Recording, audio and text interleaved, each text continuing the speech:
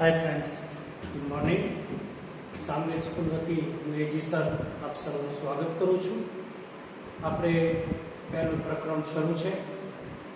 એ પ્રકરણમાં આપણે જુદા જુદા ટોપિકની ચર્ચા કરી રહ્યા છીએ। આજે આપણે એક નવા પ્રકારની રસાયણ વિજ્ઞાનની પાયાની સંકલ્પનાઓ પૈકી એક અગત્યના ટોપિકની ચર્ચા કરવા જઈ રહ્યા છીએ। રસાયણ વિજ્ઞાનની અંદર રસાયણ શબ્દ એ ખૂબ જ અગત્યનો છે અને રસાયણ બનાવવા માટે તમારે જુદા જુદા પ્રકારના તત્વોમાંથી સંયોજન બનાવવું પડે। તો જુદા જુદા તત્વોમાંથી જુદા જુદા પ્રકારના સંયોજન બને તો એ સંયોજન બનાવવા માટે રસાયણ વિજ્ઞાનની અંદર જુદા જુદા નિયમો આપેલા છે। એ નિયમોને રાસાયણિક સંયોગીકરણના નિયમો કહેવામાં આવે છે। એટલે આજનો આપણો ટોપિક છે એ છે રાસાયણિક સંયોગીકરણના નિયમો। આ નિયમો શું સમજાવે છે? તો કે તત્વ ના સંયોજનથી સંયોજન બને, એટલે તત્વ એકબીજા સાથે સંયોજાય તો એ તત્વમાંથી વિવિધ પ્રકારના સંયોજનો બને। આ સંયોજનો બનાવવા માટે તત્વોએ કેટલાક નિયમોને અનુસરવું પડે। એ નિયમોને અનુસરવા માટે તમને હેડિંગ આપ્યું છે રાસાયણિક સંયોગીકરણના નિયમો। ફેનને કારણે થોડું વોઇસમાં વાઇબ્રેશન આવે છે, હું ફેન બંધ કરું છું। રેડી। તો હવે આપણે એ નિયમો કયા કયા છે એ નિયમોને યાદ રાખવા માટે આપણે દની ગુગે એ સૂત્ર યાદ રાખવાનું છે। દ ની ગુ ગે એ। દ એટલે દ્રવ્ય સંચયનો નિયમ, આ પહેલો નિયમ છે દ્રવ્ય સંચયનો નિયમ। હું તમને બધા નિયમો યાદ રહી જાય એટલે હું સૂત્ર આપું છું। ની એટલે નિશ્ચિત પ્રમાણનો નિયમ,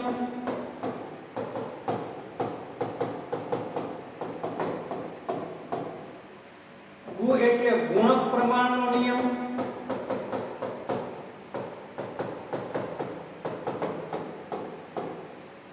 ગે એટલે ગેલ્યુસેકનો નિયમ, વાયુમય કદનો નિયમ છે,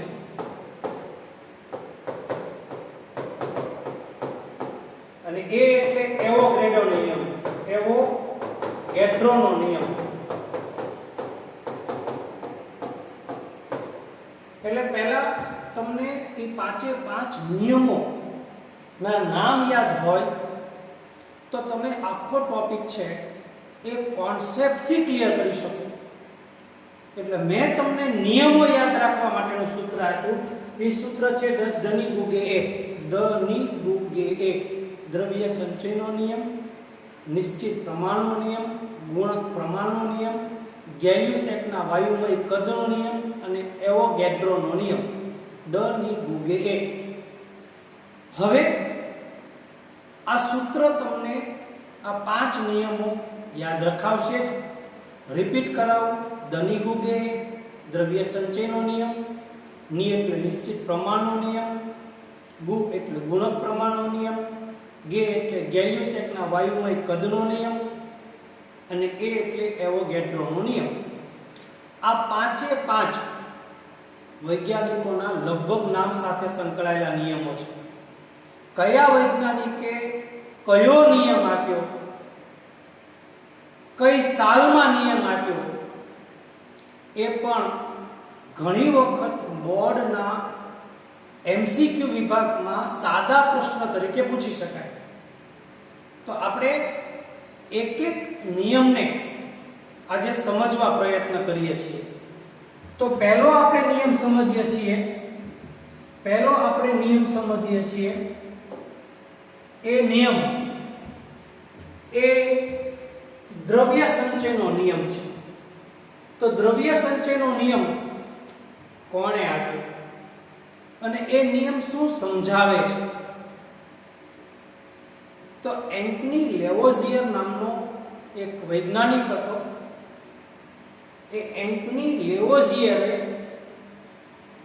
1789 તમને યાદ ન રહે, પણ 1789 એવું હું તમને કહું તો તમને એ ઝડપથી યાદ રહે.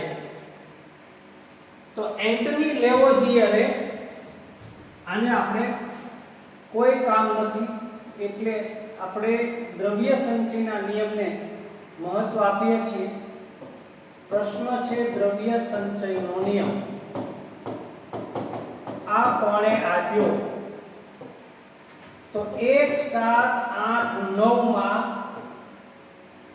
એન્ટની લેવોઇઝરે આ નિયમ આપ્યો. આ નિયમે શું સમજાયું? આ નિયમ તમે અગાઉ ભૂતકાળમાં સમજી ચૂક્યા છો. હું તમને એમ કહું તો ચાલે.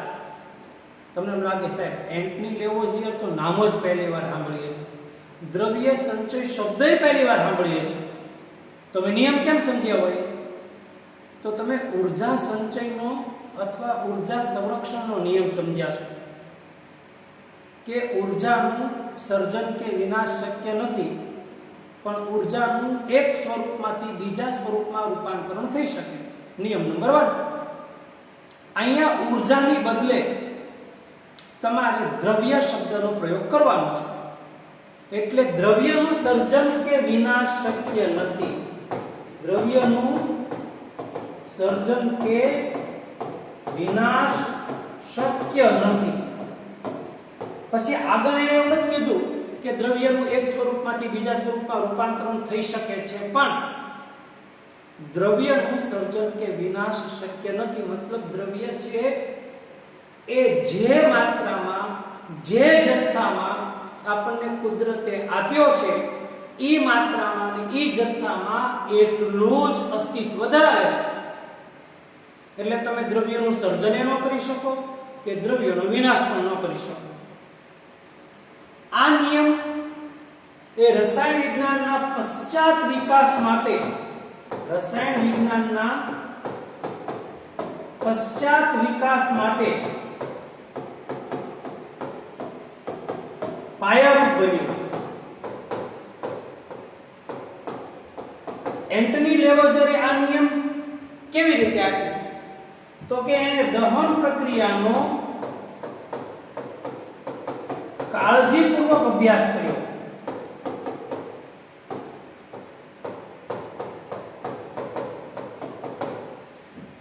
એટલે કોઈ પણ પદાર્થનું તમે દહન કરો તો એ પદાર્થમાં જે ઊર્જા છે એ ઊર્જા અચળ રહે છે. દાખલા તરીકે તમે એમ કહો કે મેં કાગળને બાળ્યો, તો કાગળને તમે બાળો છો તો એ જે બળે છે પછી એની જે ઊર્જા છે એ આપણને પ્રાપ્ત થાય છે, પણ એ ઊર્જાનો નાશ કે સર્જન શક્ય નથી. એ ઊર્જા અચળ રહે છે. જે ઊર્જા આપણે કોઈ પણ સ્વરૂપે પ્રાપ્ત કરી એ ઊર્જા આપણે કોઈ પણ સ્વરૂપે બહાર કાઢીએ છીએ. જે ઊર્જા આપણે પર્યાવરણને આપી એ ઊર્જા પર્યાવરણ કોઈ પણ સ્વરૂપે આપણને પાછી આપે છે. એટલે એને દહન પ્રક્રિયાનો અભ્યાસ કર્યો અને એને એવું સાબિત કર્યું કે પ્રક્રિયકો માંથી જે નિપજ બને એ નિપજની અંદર દળનો પ્રમાણ અથવા દળનું પ્રમાણ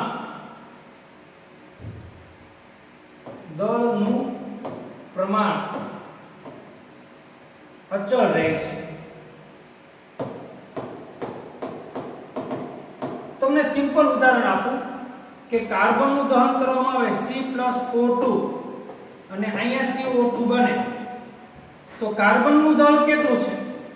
તો કે કાર્બનનું દળ 12 ગ્રામ. એક ઓક્સિજન પરમાણુનું દળ 16 ગ્રામ. તો બે ઓક્સિજન પરમાણુ દળ કેટલું થાય? તો કે 32 ગ્રામ. તો 12 ને 32 કેટલા ગ્રામ થયું? 44 ગ્રામ થયું. તો કાર્બન ડાયોક્સાઇડ નું દળ છે એ 44 ગ્રામ છે જ તે, કારણ કે કાર્બન ડાયોક્સાઇડમાં કાર્બન 12 ગ્રામ છે અને ઓક્સિજન છે એ 32 ગ્રામ છે, એટલે આપણને ટોટલ વજન છે આ છે પ્રક્રિયકો અને આ છે એમાંથી બની નિપજ. તો તમે જોઈ શકો છો કે પ્રક્રિયકોનું જે દળ છે ઈ દળ નિપજના દળ જેટલું હોય, એટલે પ્રક્રિયકો અને નિપજનું દળ એ પ્રક્રિયાને અંતે અચળ રહે છે. મતલબ કે પ્રક્રિયકોનું જે દળ હોય એટલું જ દળ એમાંથી નિપજ બને એ હોય છે. અહીંયા આ પ્રક્રિયા દહન પ્રક્રિયા છે. કાર્બનનું હવામાં દહન કરવામાં આવે જ્યારે પણ O2 સાથે પ્રક્રિયા થાય, જ્યારે પણ O2 સાથે પ્રક્રિયા થાય ત્યારે એ પ્રક્રિયા એ દહન પ્રક્રિયા હોય છે. એટલે અહીંયા તમને એમ લાગે C + O2 CO2 બને, એમાં તમે ક્યાં દહન કર્યું? પણ C એટલે કાર્બન અને O2 એટલે ઓક્સિજન, એટલે કાર્બનને મેં હવામાં બાળ્યો. કાર્બનને હવામાં બાળો એટલે કાર્બન ડાયોક્સાઇડ બને. એ કાર્બન ડાયોક્સાઇડ બન્યો એ નિપજ છે અને કાર્બન અને ઓક્સિજન પ્રક્રિયક છે. એટલે પ્રક્રિયક અને નિપજોનું દળથી પ્રમાણ એ નિશ્ચિત હોય કે અચળ હોય એવું કહી શકાય છે કે જ્યારે આ પ્રક્રિયકોનું તમે દહન કર્યું એટલે પ્રક્રિયકમાંથી જે નિપજ બની, એટલે કે દ્રવ્યનું સંયોજન થયું, એટલે કે આ નિયમ છે એનું નામ આપ્યું છે દ્રવ્ય સંચયનો નિયમ. એટલે આ જે દ્રવ્ય છે એમાંથી આ નિપજ બની, એ દ્રવ્ય એ ખરેખર નિપજ અને દ્રવ્યમાં એમાં રહેલા તત્વોનું પ્રમાણ એ અચળ છે, એનું વજન અચળ છે. અને આ રીતે એન્ટની લેવોઝિયરે આપેલો નિયમ એ સાબિત થયો. પછી આપણે સમજીએ બીજો નિયમ. એ નિયમ છે નિશ્ચિત પ્રમાણનો નિયમ. જોસેફ પ્રાઉસ્ટ, ફ્રેન્ચ વૈજ્ઞાનિક જોસેફ પ્રાઉસ્ટે આ નિયમ આપ્યો. એ નિયમને યાદ રાખવા માટે આસવસપ્રત શબ્દ યાદ રાખવાનો છે. આપેલ સંયોજનમાં રહેલા આપેલ સંયોજનમાં રહેલા હંમેશા વજનથી તત્વોનું પ્રમાણ સરખું હોય છે. આસવસપ્રત. હું તમને નિયમ સમજાવું. આસવસપ્રત.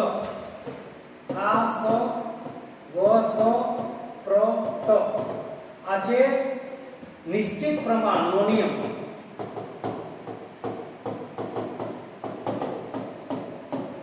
કોણે આપ્યો?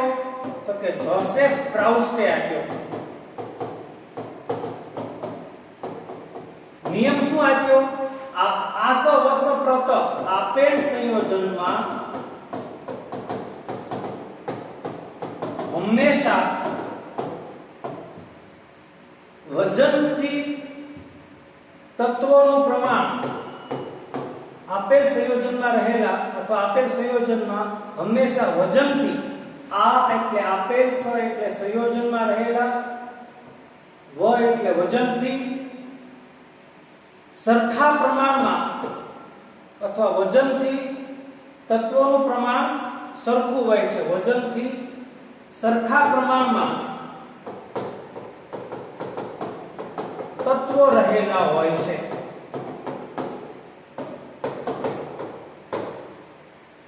આ હું તમને નિયમ માટે એટલે આવું કહું છું કે જેથી કરીને આખું આપેલ સંયોજનમાં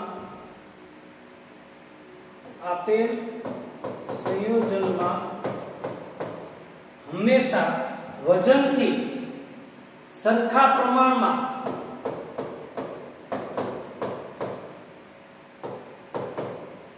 તત્વો રહેલા હોય છે. આસવસપ્રત. આ એટલે આપેલ, સ એટલે સંયોજનમાં હંમેશા, વ એટલે વજનથી, સ એટલે સરખા પ્રમાણમાં તત્વો રહેલા હોય છે. સપ્રત સરખા પ્રમાણમાં, સપ્ર એટલે સરખા પ્રમાણમાં. ત એટલે તત્વો રહેલા હોય છે. આપેલ સંયોજનમાં હંમેશા વજનથી સરખા પ્રમાણમાં તત્વો રહેલા હોય છે. આ આસવસપ્રત શબ્દ તમે યાદ રાખજો. રસાયણ વિજ્ઞાનની અંદર જ્યારે પણ કોઈ નિયમ લખવામાં આવે, કોઈ વ્યાખ્યા લખવામાં આવે, ત્યારે એ શબ્દો એ જ પ્રકારના એ જ જળવાઈ રહેવા જોઈએ. હવે તત્વો, સંયોજન ને દ્રવ્ય આવા બધા શબ્દોથી જ આખી વ્યાખ્યા બનેલી હોય, પણ એ તત્વ, દ્રવ્ય, સંયોજનને એને પ્રોપર રીતે ગોઠવવી પડે, યોગ્ય ક્રમમાં ગોઠવવી પડે. અને યોગ્ય ક્રમમાં ગોઠવવા માટે મેં તમને સૂત્ર આપ્યું છે આસવસપ્રત. આપેલ સંયોજનમાં હંમેશા વજનથી સરખા પ્રમાણમાં તત્વો રહેલા હોય છે. એ નિયમ આપ્યો છે નિશ્ચિત પ્રમાણનો નિયમ. કોણે આપ્યો? તો કે જોસેફ પ્રાઉસ્ટ, ફ્રેન્ચ વૈજ્ઞાનિક હતો, એ નિયમ આપ્યો. હવે એ નિયમમાં એને કર્યું શું? તો કે એક સંયોજન ના બે નમૂના લીધા. એક નમૂનો કુદરતમાંથી પ્રાપ્ત થયો અને બીજો સાંશ્લેષિક રીતે પ્રયોગશાળામાં બનાવ્યો. અને પછી એમાં રહેલા તત્વોના ટકા ચેક કરી કે કુદરતી રીતે પ્રાપ્ત થયેલા સંયોજનમાં રહેલા તત્વોમાં ટકા કેટલા છે, અને સાંશ્લેષિક રીતે એટલે કે પ્રયોગશાળામાં એ જ સંયોજન બનાવ્યું અને પછી સંયોજન બની ગયા પછી એમાં રહેલા તત્વોનું ટકાવારી પ્રમાણ એને ચેક કર્યું તો બંનેનું પ્રમાણ સરખું મળ્યું. એને ઉદાહરણ આપ્યું કોપર કાર્બોનેટનું, CuCO3 નું ઉદાહરણ આપ્યું. આ CuCO3 એટલે કોપર કાર્બોનેટ.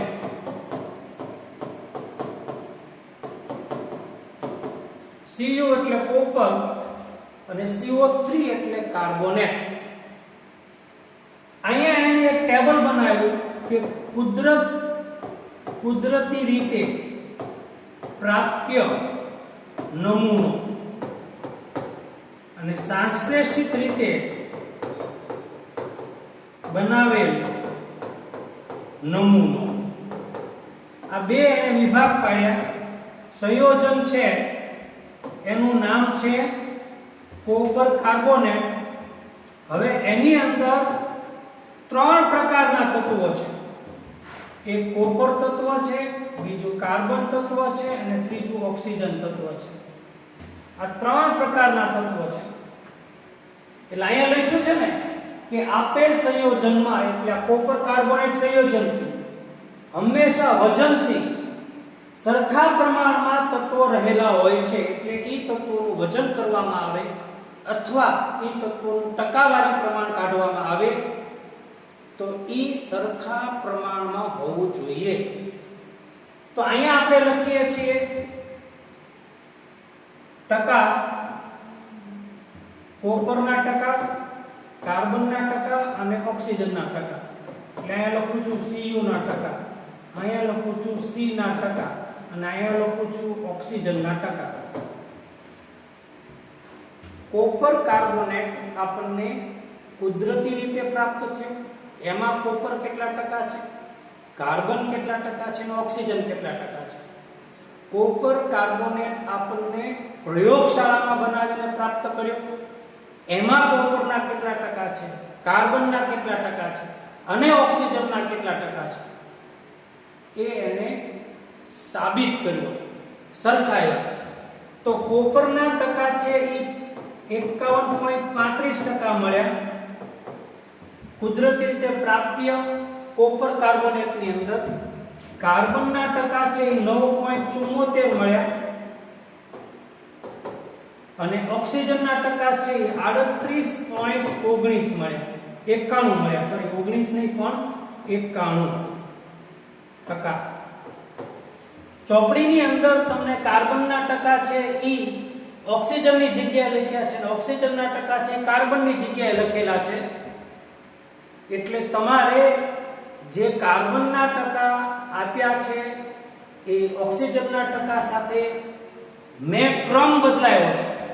કાર્બન ઓક્સિજન અને કોપર ઓક્સિજન ને કાર્બન કીધું, મેં કોપર કાર્બન ઓક્સિજન લખી નાખ્યા, એટલે ચોપડી હારે ઓક્સિજન અને કાર્બનના ટકામાં જે ભૂલ છે એ સુધારી કાઢી. હવે 51.35% કોપરમાં છે, તમારે યાદ રાખવા જ પડે.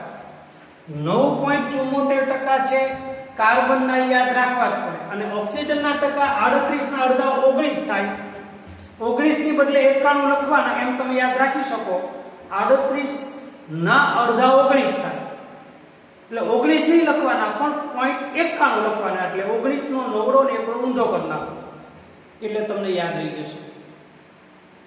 સાંશ્લેષિત એટલે કે પ્રયોગશાળાની અંદર તમે કોપર કાર્બોનેટ બનાવ્યો તો એમાં પણ 51.35% કોપર મળ્યો, 9.74% ઈ કાર્બન મળ્યો અને 38.19% ઈ ઓક્સિજન મળ્યો. ઈ એવું સાબિત કરે છે કે કોઈ પણ સંયોજન એ કુદરતમાંથી પ્રાપ્ત થાય અથવા તો ઈ જ સંયોજનને તમે પ્રયોગશાળામાં બનાવો તો એમાં તત્વોનું ટકાવારી પ્રમાણ સરખું હોય, વજન આનું કરવામાં આવે તો કોપરનું વજન, કાર્બનનું વજન, ઓક્સિજનનું વજન એ માપવામાં આવે તો પ્રાયોગિક રીતે બનાવેલા કોપર કાર્બોનેટ અને કુદરતી રીતે મળેલા કોપર કાર્બોનેટમાં વજનનું પ્રમાણ પણ સરખું મળે. એને એમાં આની બદલે ટકા લખ્યા છે. એટલે અહીંયા તમને વજનથી પ્રમાણ સમાન મળે ને, એની બદલે ટકાથી પ્રમાણ સમાન મળે એવો પણ નિયમ આપી શકો, કારણ કે ટેક્સ્ટબુક ની અંદર એના વજન નથી આપ્યા, એના ટકા આપ્યા છે.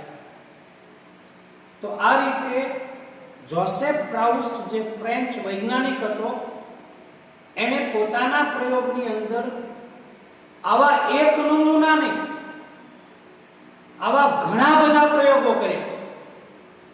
પાણીની અંદર હાઇડ્રોજન અને ઓક્સિજન હોય, એમાં H2 હોય, એક ઓક્સિજન હોય, એનું વજન હાઇડ્રોજનનું 2 ગ્રામ અને ઓક્સિજનનું 16 ગ્રામ હોય, તો પાણી ગમે ત્યાંથી લેવામાં આવે, એમાં રહેલા હાઇડ્રોજન અને ઓક્સિજનનું વજન સમાન જ હોય. આવું પણ એણે સાબિત કર્યું. એટલે જોસેફ પ્રાઉસ્ટના આ નિયમને નિશ્ચિત પ્રમાણનો નિયમ કહેવામાં આવે છે. અને એ નિયમમાં સંયોજનમાં રહેલા તત્વોના દળનું પ્રમાણ હંમેશા નિશ્ચિત હોય અથવા આ સ વ સ પ્ર ત આપેલ સંયોજનમાં હંમેશા વજનથી સરખા પ્રમાણમાં તત્વો રહેલા હોય છે. આપેલ સંયોજનમાં હંમેશા વજનથી સરખા પ્રમાણમાં તત્વો રહેલા હોય છે. આ સ વ સ પ્ર ત આટલું તમે એક બોક્સમાં લખી નાખો અને એ શબ્દને તમે ગોઠવો એટલે ઓટોમેટિક તમારો નિયમ બની જાય. બહુ સહેલું, બહુ ઈઝી, આવડી જ જાય. ટેક્સ્ટબુક ની અંદર અહીંયા ઓક્સિજન લખ્યું છે અને અહીંયા કાર્બન લખ્યું છે, પણ આ કાર્બન અને ઓક્સિજનના ટકા છે એ તમે યાદ રાખજો, કારણ કે O3 છે, ઓક્સિજન 3 ગણો છે, એટલે એનું ટકા છે એ હંમેશા કાર્બન કરતા તો વધારે જ હોય, યાદ રાખજો. તો આ રીતે આપણે જોસેફ પ્રાઉસ્ટના નિશ્ચિત પ્રમાણના નિયમને પણ બહુ સરસ રીતે સમજ્યા. હવે અગત્યનો નિયમ છે એ છે ગુણક પ્રમાણનો નિયમ. નેક્સ્ટ નિયમ છે એ ગુણક પ્રમાણનો નિયમ. એટલે એક નિયમ સમજી લઈએ આપણે, ગુણક પ્રમાણનો નિયમ. આ નિયમ શું સમજાવે છે, કોણે આપ્યો? તો કે 1803 માં ડાલ્ટન નામના વૈજ્ઞાનિકે આપ્યો. શું નિયમ આપ્યો? તો કે બે તત્વો સંયોજાઈને, હું નિયમ લખું છું, બે તત્વો સંયોજાઈને એક કરતા વધારે સંયોજનો બનાવે તો એક તત્વના નિશ્ચિત દળ સાથે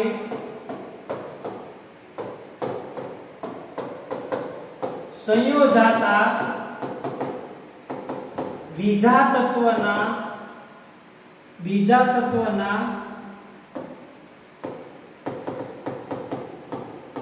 વિવિધ દળોને નાની સાદી પૂર્ણાંક સંખ્યા વડે દર્શાવી શકાય. આ નિયમ મેં મારી રીતે ઓરિજિનલ નિયમ જે જૂની ટેક્સ્ટ બુકમાં આપ્યો હતો એ ટેક્સ્ટ બુકને ફોલો કરીને આ નિયમ મેં લખ્યો છે. અત્યારે જે તમને નવો નિયમ આપ્યો છે એ નિયમ આની જેમ જ છે, આ જ છે, પણ સમજવામાં આ નિયમ તમને વધારે ઉપયોગી થશે. હવે આ નિયમને સમજાવવા માટે હું તમને ઉદાહરણ આપું છું. ઉદાહરણ આપીને નિયમ તમને પાકો કરાવી દઈશ.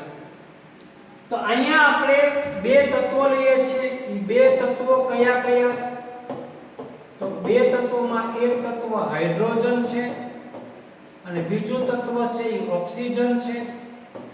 આ બે તત્વો એકબીજા સાથે સંયોજાશે અને આપણને એક કરતા વધારે સંયોજન, એટલે એક સંયોજન છે H2O બનાવશે અને બીજું સંયોજન છે H2O2 બનાવશે. આ બે સંયોજનો આપણને બનાવ્યા. બરોબર? હું ધીમે ધીમે સમજાવું છું, બહુ આરામથી તમને સમજાઈ જશે. અહીંયા મેં લખ્યું છે બે તત્વો સંયોજાઈને એક કરતા વધારે સંયોજનો બનાવે. એટલે બે તત્વો, એક હાઇડ્રોજન અને એક ઓક્સિજન લીધું, H અને O લીધું, એમાં H2 અને O2 લીધા અણુ સ્વરૂપે. તો આ બે તત્વો સંયોજન અને એક સંયોજન બનાવ્યું પાણી અને બીજું સંયોજન બનાવ્યું હાઇડ્રોજન પેરોક્સાઇડ. એટલે બે તત્વો એકબીજા સાથે સંયોજાઈને એક કરતા વધારે સંયોજનો બનાવે તો એક તત્વના નિશ્ચિત દળ સાથે સંયોજાતા બીજા તત્વના વિવિધ દળને નાની સાદી પૂર્ણાંક સંખ્યા વડે દર્શાવી શકાય. હવે હું ઉદાહરણ આપું કે પાણી કેમ બને? તો કે H2 1/2 O2, જવાબની અંદર આવે H2O. હાઇડ્રોજન પેરોક્સાઇડ કેમ બને? તો કે H2 O2, જવાબ આવે H2O2. આ છે હાઇડ્રોજન પેરોક્સાઇડ. હવે હું મારા નિયમને સાબિત કરું છું કે આ બે સંયોજનો બન્યા, એક પાણી બન્યું અને હાઇડ્રોજન પેરોક્સાઇડ બન્યું. ઈ બે તત્વો, એક હાઇડ્રોજન ને ઓક્સિજન સંયોજના અને એને કારણે બે સંયોજનો બન્યા. પછી એવું લખ્યું છે એક તત્વના નિશ્ચિત દળ સાથે, એટલે આ બે સંયોજનની અંદર હાઇડ્રોજનનું દળ નિશ્ચિત છે. જો 2 ગ્રામ આમાંય છે અને 2 ગ્રામ આમાં પણ છે. એટલે એક તત્વના નિશ્ચિત દળ સાથે સંયોજાતા બીજા તત્વના વિવિધ દળ, એટલે 1/2 O2 એટલે એક ઓક્સિજન, આનું વજન છે 16 ગ્રામ અને આનું વજન છે 32 ગ્રામ. એટલે બીજા તત્વના વિવિધ દળ આવી ગયા. એક તત્વના નિશ્ચિત દળ સાથે સંયોજાતા બીજા તત્વના વિવિધ દળ, એક દળ 16 ગ્રામ મળ્યું અને બીજું દળ 32 ગ્રામ મળ્યું. એ વિવિધ દળને નાની સાદી પૂર્ણાંક સંખ્યા વડે બતાવવું હોય તો એનો ગુણોત્તર લેવો પડે. એટલે 16/32 કરો એટલે આપણને નાની સાદી પૂર્ણાંક સંખ્યા મળી ગઈ 1/2. એટલે તમારે જે ગુણોત્તર કરવાનો છે એ જે બીજા તત્વનું વિવિધ દળ છે એના વજનને ગુણોત્તરમાં લખવાનું. એટલે પાણીમાં ઓક્સિજનનું વજન 16 ગ્રામ છે, હાઇડ્રોજન પેરોક્સાઇડમાં ઓક્સિજનનું વજન 32 ગ્રામ છે. તો એ બીજા તત્વના બે જુદા જુદા દળ છે. જ્યારે પહેલા તત્વનું દળ તો બેયમાં સરખું જ છે, 2 ગ્રામ 2 ગ્રામ.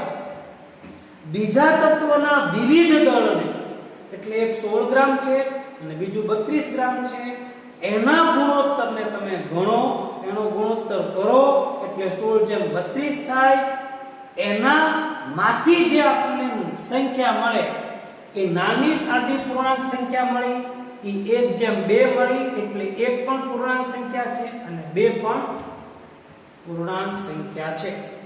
આ બહુ જ સહેલો નિયમ છે.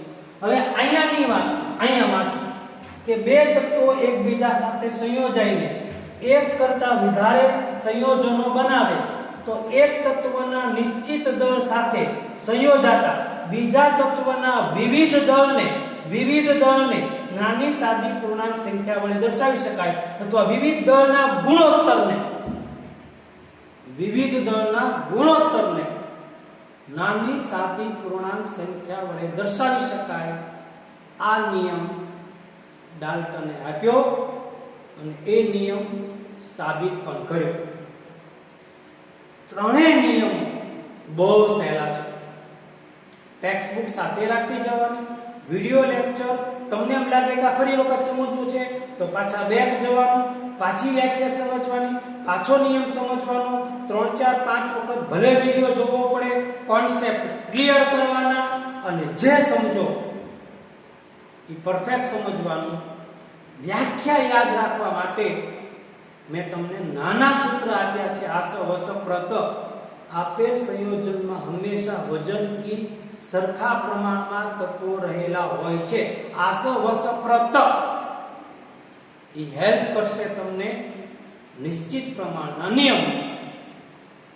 તો આ રીતે આપણે 3 નિયમો ભણ્યા.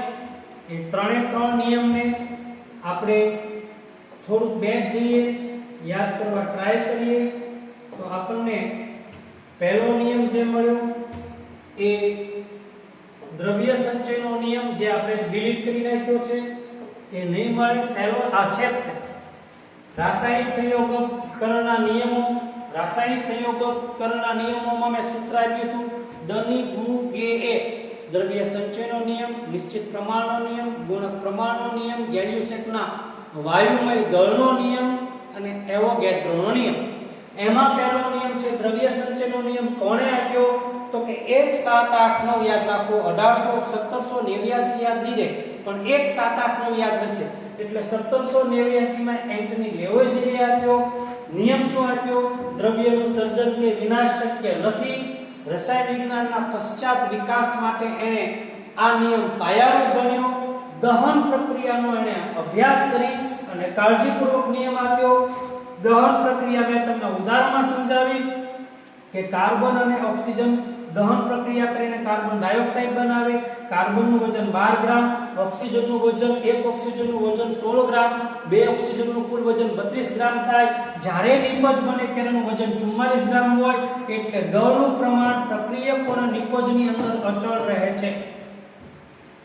આ નિયમ આપણે ઉદાહરણથી સમજ્યા, ભલે ચોપડીમાં તમને ઉદાહરણ આપ્યું હોય નહીં. પછી આપણે સમજીએ છીએ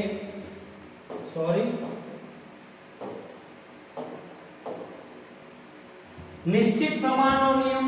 આસવસ પ્રત. નિશ્ચિત પ્રમાણનો નિયમ કોણે આપ્યો તો કે જોસેફ પ્રાઉસ્ટે આપ્યો. શું કીધું એણે તો કે આપેલ સંયોજનમાં હંમેશા વજનથી સરખા પ્રમાણમાં તત્વો રહેલા હોય છે. આપેલ સંયોજનમાં હંમેશા વજનથી સરખા પ્રમાણમાં તત્વો રહેલા હોય છે. એટલે એણે સંયોજનના જુદા જુદા જગ્યાએથી ઉદાહરણ લીધા અને એ સંયોજનને પ્રયોગશાળામાં પણ બનાવ્યું. જે કુદરતમાંથી પ્રાપ્ત થયું ઈ સંયોજનમાં તત્વોના ટકા અને પ્રયોગશાળામાં ઈ જ સંયોજન બનાવ્યું અને એમાં રહેલા તત્વોના ટકા સરખા મળ્યા. એ સાબિત કરે છે કે એમણે આપેલો નિયમ દ્રવ્ય સંચયનો નિયમ નિશ્ચિત પ્રમાણનો નિયમ સાચો છે. કોપર કાર્બોનેટનું ઉદાહરણ આપ્યું.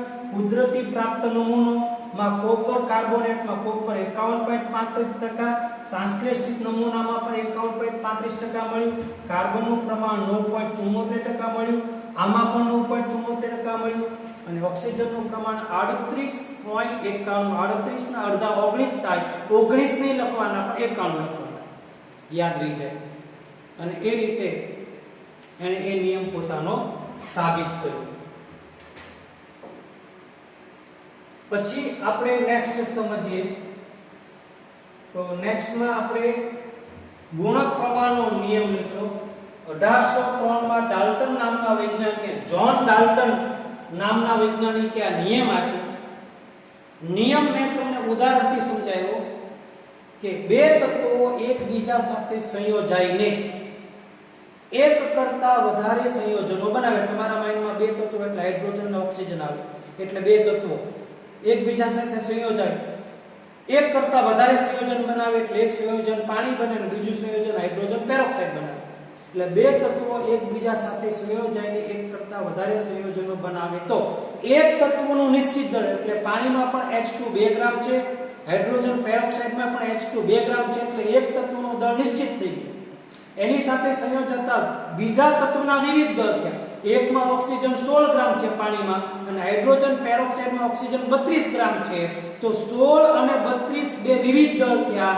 એનો ગુણોત્તર લ્યો એટલે 1:2 આવે, એટલે આપણે એમ કહી શકીએ કે એને નાની સાદી પૂર્ણાંક સંખ્યા વડે દર્શાવી શકાય છે. ક્લિયર? મને લાગે છે કે તમે સરસ રીતે આ ટોપિક આજે સમજ્યા છો. એવા જ પ્રેમથી તમે મને હોમવર્ક મોકલશો એવી અપેક્ષા સાથે ફરીથી નેક્સ્ટ લેક્ચરમાં મળીએ છીએ. Thank you very much.